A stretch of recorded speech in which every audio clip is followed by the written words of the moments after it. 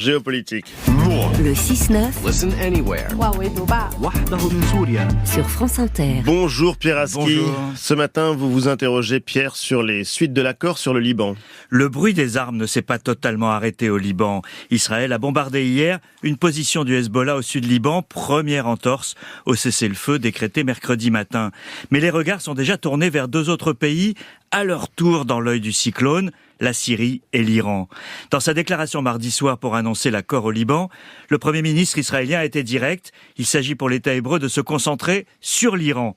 Et la lutte contre l'influence iranienne passe par la Syrie de Bachar el-Assad. L'enjeu pour Israël est d'empêcher le Hezbollah libanais de reconstituer son arsenal, en partie détruit au cours des dernières semaines.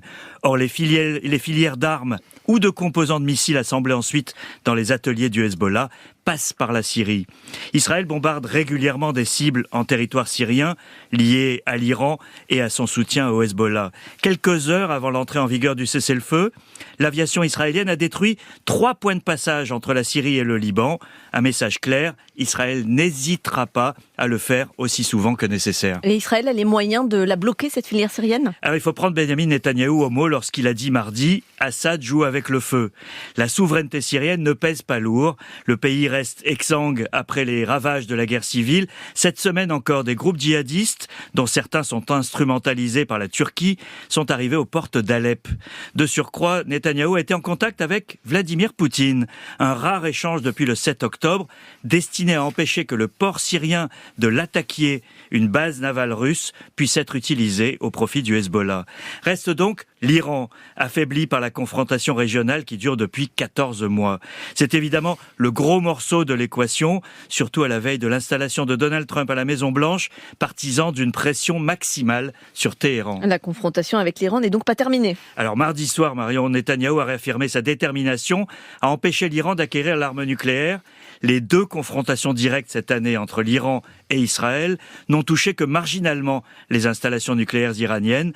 L'administration Biden s'y était opposée. Qu'en sera-t-il avec Donald Trump ?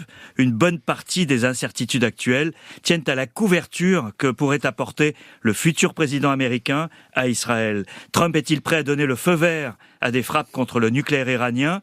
Au risque d'être entraîné dans une escalade. Qu'en pensent les Saoudiens qui ont organisé récemment une réunion avec l'Iran ? Téhéran, qui a perdu une bonne partie de son influence régionale avec les coups subis par le Hezbollah et le Hamas, veut apparaître conciliant, sans doute parce que le rapport de force ne lui est pas favorable. Sans doute aussi veut-il se préserver la possibilité de devenir une puissance nucléaire, une menace que Netanyahou juge existentielle pour Israël. L'accord au Liban ne marque donc pas le début de la fin de la confrontation au Moyen-Orient, elle pourrait juste ouvrir la phase suivante. Merci Pierre Aski.